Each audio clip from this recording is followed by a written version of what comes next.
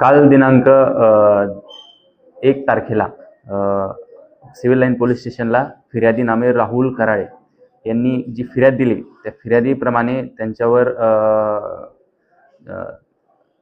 त्यांच्या घराशेजारी हल्ला झाल्याची त्यांनी एक प्राथमिक माहिती दिली, ज्याच्यामध्ये 9:40 वाजताच्या दरम्यान ते घरी परत आले असता त्यांच्या घराजवळ त्यांची जी बुलेरो कार होती MH30 BB 2700 ही उभी होती आणि काही अज्ञात इसम मोटरसायकलवर त्या ठिकाणी आले आणि त्या ठिकाणी त्यांनी त्यांच्यावर हल्ला चढवला अशी त्यांनी एक फिर्याद दिली आहे।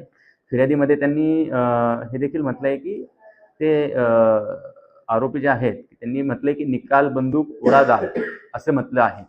तर याच्यावरून एक पोलीस स्टेशन सिव्हिल लाईनला CR क्रमांक 378/2026 कलम 109(1) 324(4) 3(5) भारतीय न्याय संहिता याप्रमाणे गुन्हा नोंद करण्यात आला।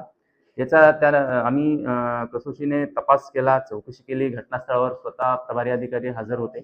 त्यानंतर मी स्वतः पोलीस स्टेशनला थांबून ती FIR ड्राफ्ट झाली त्यावेळेला सर्व टीमला सूचना देऊन याच्यात आरोपी निष्पन्न करण्यासाठी आमच्या 2 टीम रवाना केल्या।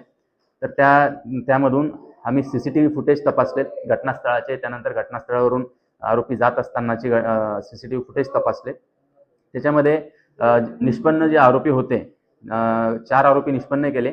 तर 4ही आरोपींना आम्ही अगदी 2 ते 3 तासामध्ये कस्टडीमध्ये घेतलं।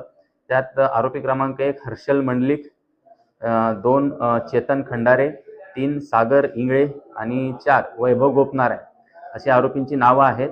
यातून त्यांना ताब्यात घेतल्यानंतर जे विचारपूस केली त्याच्यामधून जो मुख्य आरोपी याच्यात वैभव गोपनारायण असल्याचं निष्पन्न झालं। याचे जुने पूर्व वैमनस्यामधून ही घटना घडल्याचं प्रथमदर्शनी निष्पन्न होत आहे।